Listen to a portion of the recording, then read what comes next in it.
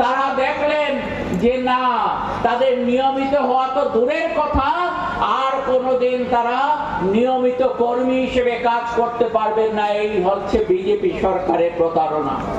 এরই বিরুদ্ধে কয়েকজন কর্মী তারা হাইকোর্টে মামলা করেছিলেন। হাইকোর্ট তাদের পক্ষে রায় দেয়নি। পরবর্তী সময়ে তারা সুপ্রিম কোর্টে যান এবং সুপ্রিম কোর্ট তাদের রায় দিয়ে বলে দেয় যে বিগত দিনের কোন সরকার যদি শিক্ষক কর্মচারীদের স্বার্থে কোনো ইতিবাচক সিদ্ধান্ত গ্রহণ করে থাকে, তাহলে ওই সরকার নেই বলেই সেই সিদ্ধান্ত পাল্টানো যাবে না।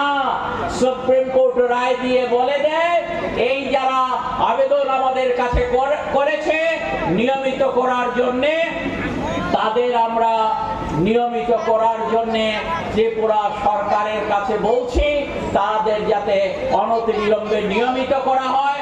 আর যে সময়টা তারা নিয়মিত বেতনক্রম পাননি সেই সময়ে 30% মাইনে যাতে তাদেরকে মিটিয়ে দেওয়া হয়, এই সিদ্ধান্ত সুপ্রিম কোর্ট গ্রহণ করেছে বেশ কিছুদিন হলো। কিন্তু আমরা লক্ষ্য করছি কি সুপ্রিম কোর্ট একটা